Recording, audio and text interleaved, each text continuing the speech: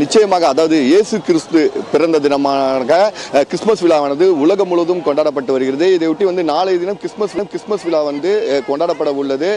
நாம் தற்போது சென்னை டி நகர் பகுதியில் இருக்கிறோம். இங்கு கிறிஸ்மஸ் விழாவுக்கான ஒரு விற்பனையானது இறுதி நில விற்பனையானது மும்முரமாக நடைபெற்று வருகிறது. குறிப்பாக புத்தாடைகள், கேக்கு, அலங்கார விளக்குகள், ஸ்டார், கிறிஸ்மஸ் ட்ரீ இது போல உள்ளிட்டவை ஒரே இடத்தில் வாங்குவதற்காக மக்கள் அனைவரும் டி நகர் நோக்கி வந்திருக்கின்றனர்.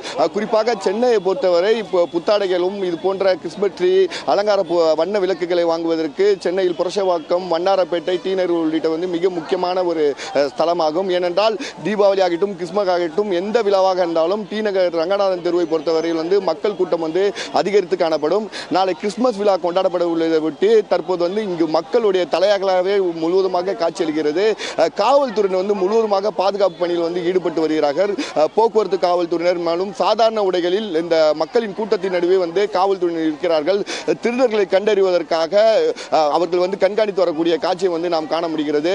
முழுமையாக சொல்ல வேண்டுமென்றால் சென்னை முழுவதும் 8000 காவல்துறையினர் கிறிஸ்துமஸ் பண்டிகையுடைய கொண்டாட்டத்திற்காக பாதுகாப்பு பணியில் ஈடுபட இருக்கிறார்கள். இந்நிலையில் சென்னை டி நகர் ரங்கநாதன் தெருவில் பொறுத்த வரைக்கும் பொதுமக்கள் கேட்கையில் ஒரே இடத்தில் தங்கள் தேவையான புத்தாடைகள் ஆகட்டும், கிறிஸ்துமஸ் தேவையான கேக்குகள், அலங்கார விளக்குகள், ஸ்டார், வண்ண விளக்குகள் உள்ளிட்டவை வாங்குவதற்கு எளிமையாக ஒரே இடத்தில் கிடைக்கும் இடமாக இருப்பதன் காரணமாக இங்கு நாங்கள் தங்கள் தேவையான பொருட்களை வாங்கி செல்வதாக அவர்கள் தெரிவிக்கின்றனர்.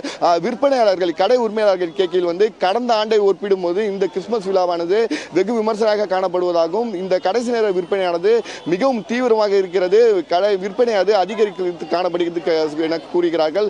தொடர்ச்சியாக நாம் சொல்ல வேண்டும் என்றால் கிறிஸ்துமஸ் விழாவை கொண்டாடுவதற்காக மக்கள் தீவிரம் காட்டி வருகிறார்கள் என்று சொல்ல வேண்டும். இங்கு முழுவதும் மக்களுடைய தலைகளாகவும் காட்சியளிக்கிறது நாம் பார்க்க முடிகிறது. காவல்துறையும் சரி பாதுகாப்பு பணிகளில் தொடர்ச்சியாக ஈடுபட்டு வருகிறார்கள்.